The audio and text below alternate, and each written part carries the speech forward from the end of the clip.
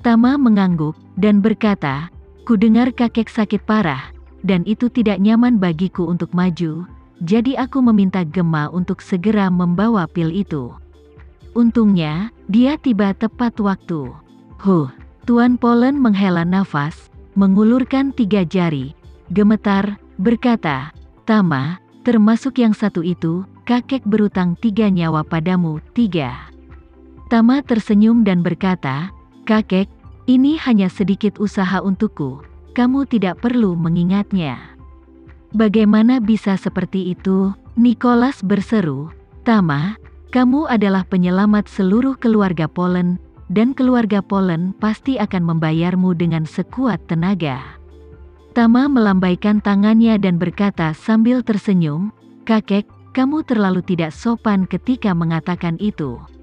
Wanita tua di samping buru-buru berkata, "Nicholas, Tama baru saja datang ke sini, mari kita bicarakan hal-hal ini perlahan di masa depan." Setelah berbicara, tanpa menunggu lelaki tua itu berbicara, dia dengan cepat bertanya kepadanya, "Tama, karena kamu sudah bertemu Gemma, kenapa kamu tidak membicarakannya? Bawa dia bersamamu, nenek sangat menyukainya." Tama berkata, "Dia masih tur di Amerika Serikat, dan dia harus kembali ke Indonesia dalam beberapa hari. Kalau begitu aku akan membawanya untuk menemuimu dan kakek lagi." Wanita tua itu berulang kali mengangguk dan berkata, "Oke. Bagus, itu hebat, Tama. Gadis ini benar-benar satu-satunya gadis baik yang pernah dilihat nenek dalam hidupnya. Dia juga tunanganmu yang dijodohkan ibumu denganmu beberapa tahun yang lalu. Kamu harus menikah dengannya secepat mungkin. Untukmu, kekasih yang akhirnya menikah, dan untuk kita, itu adalah saksi dari pertandingan yang dibuat di surga. Selain itu, roh orang tuamu di surga pasti akan sangat bersyukur." Tama berkata, "Nenek, aku sudah menikah." "Apa?" Wanita tua itu bertanya dengan heran. "Menikah? Dengan siapa?" Tama berkata, "Alena, putri keluarga Haris di Jakarta." Wanita tua itu bahkan lebih terkejut. Dia adalah nyonya rumah keluarga Indonesia nomor 1 di dunia, dan peringkatnya sangat tinggi sehingga tidak ada keluarga lain di Indonesia yang bisa menandinginya.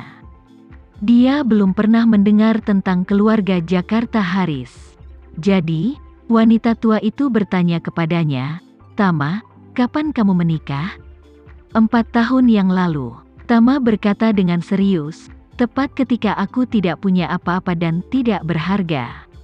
Ketika dia berbicara dengan nada tegas, dia tahu bahwa dia masih sangat puas dengan istrinya, jadi dia segera bertanya, "Tama, di mana menantu perempuan kita? Mengapa kamu tidak membawanya ke nenek untuk dilihat?" Tama berkata, "Beberapa hari yang lalu mengetahui bahwa kalian semua akan datang ke Jakarta. Aku mendapat firasat bahwa mungkin ada bahaya, jadi aku mengirimnya ke Amerika Serikat."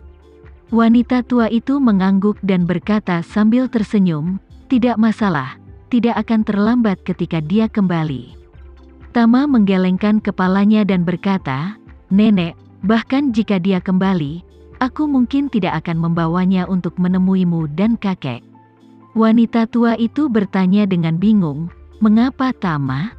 Apakah kamu masih mengeluh tentang kakekmu?"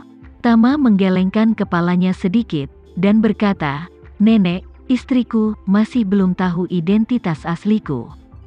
Semua orang yang hadir melebarkan mata mereka. Tidak ada yang menyangka istri Tama yang telah menikah selama 4 tahun tidak mengetahui identitas aslinya. Wanita tua itu mau tidak mau bertanya, "Tama, kamu telah menikah dengan gadis bernama Alena selama 4 tahun, kenapa dia tidak tahu identitasmu?" Tama menertawakan dirinya sendiri dan berkata, "Saat dia menikah denganku, aku tidak berguna. Aku masih memindahkan batu bata dan semen di lokasi konstruksi. Kemudian, ketika aku menikah, aku bergabung dengan keluarga Haris. Di mata keluarga Haris, aku lahir di panti asuhan, aku telah belajar pada populasi kelas bawah tanpa keterampilan nyata. Saat itu, Aku juga senang dengan perasaan tidak ada yang memperhatikanku, jadi aku tidak pernah terbuka di depan keluarga Haris untuk mengungkapkan identitasku. Berbicara tentang ini, Tama berkata lagi, belakangan, Leo menemukanku dan memberiku sejumlah uang dan perusahaan, dan aku sendiri mengalami beberapa pertemuan khusus, dan aku sampai hari ini, tapi selama periode waktu ini, aku tidak memikirkan bagaimana cara memberitahu Alena tentangku, jadi, untungnya, aku merahasiakannya dan tidak memberitahu dia. Nenek berpikir sejenak, mengangguk mengerti, dan menghela nafas, teman yang membutuhkan adalah teman. Ketika kau tidak punya apa-apa, dia masih bisa menikahimu dan tidak pernah meninggalkanmu. Ini benar-benar luar biasa. Ngomong-ngomong, dia mau tidak mau bertanya dengan beberapa harapan. Tama, karena kamu sudah menikah selama 4 tahun, bukankah kamu sudah punya anak? Yang lain juga memandang Tama dengan penuh harap, berharap mendengar kabar baik darinya. Tama menyentuh hidungnya karena malu, Nenek, kami belum punya anak. Semua orang sedikit terkejut, dan pada saat yang sama juga sedikit kecewa. Orang tua Nicholas dengan cepat mengubah topik pembicaraan dan berkata kepada Tama, ngomong-ngomong, Tama, kakek akan mengenalkanmu pada ketiga paman dan bibimu. Mereka tidak melihatmu selama bertahun-tahun. Mereka telah banyak berubah. Aku khawatir kamu tidak akan mengenalinya. Nicholas memulai dengan Marshall, dan memperkenalkan, Tama, ini paman tertuamu. Kamu seharusnya bertemu beberapa waktu lalu. Tama mengangguk, dan berkata dengan tenang, paman datang ke Jakarta untuk berpartisipasi dalam pelelangan pil, dan aku menonton pemantauan waktu nyata dari belakang. Marshall mencibir 2 kali, dan berkata, aku baru saja menebak bahwa kamu mengusirku, dan kamu benar-benar tidak salah. Tama tersenyum, dan berkata dengan serius, Paman, negara memiliki hukum negara bagian, dan keluarga memiliki aturan keluarga. Aturan pertama lelang pil peremajaan adalah tidak ada yang bisa mengambil pil itu. Pamanku benar-benar tidak sabar hari itu. Apa yang terjadi hari itu sesuai dengan peraturan, tolong jangan salahkan Paman. Marshall berkata dengan cepat, aku tidak punya niat untuk memberatkan guru. Memang benar aku melanggar aturan lelang saat itu, dan aku pantas dikeluarkan. Saat dia mengatakan itu, Marshall bertanya dengan rasa ingin tahu, Tama, tentang pelelangan, aku hanya punya satu pertanyaan yang membuatku lebih ingin tahu. Aku ingin tahu apakah kamu dapat berbicara denganku tentang hal itu? Tama mengangguk, ada apa, Paman? Marshall bertanya, apakah kamu tahu identitasku saat itu? Aku tidak tahu. Tama berkata jujur, kamu menggunakan nama samaran saat itu, aku tidak terlalu meragukannya. Itu adalah Daron Fei, lelaki tua dari keluarga Fei, yang memberitahuku tentang itu. Marshall mengangguk ringan, dan bergumam, jadi, berbicara tentang ini, dia tiba-tiba memikirkan perubahan sebelumnya dalam keluarga Fei, dan mau tak mau bertanya, Tama, keluarga Fei banyak berubah sebelumnya. Apakah itu karena kamu? Keluarga Polen tahu bahwa dermawan mereka adalah milik orang yang sama dengan dermawan keluarga Fei.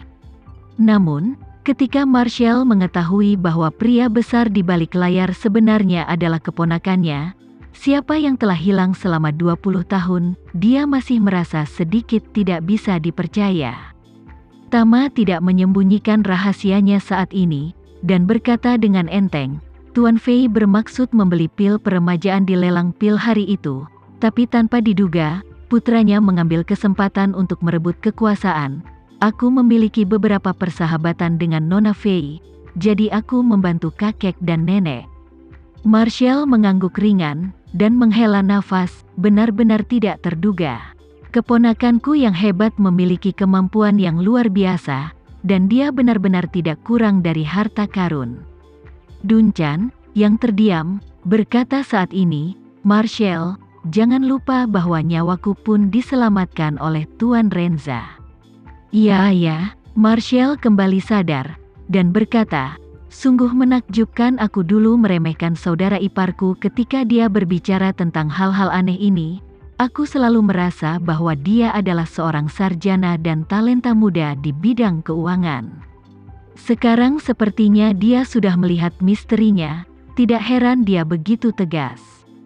Tama mau tidak mau bertanya, "Paman, kamu mengatakan bahwa ayahku telah mempelajari warisan kultivasi dan takdir?" "Ya." Marshall mengangguk dan berkata, "Saat ayah dan ibumu berada di Amerika Serikat, mereka mulai mempelajari hal-hal ini."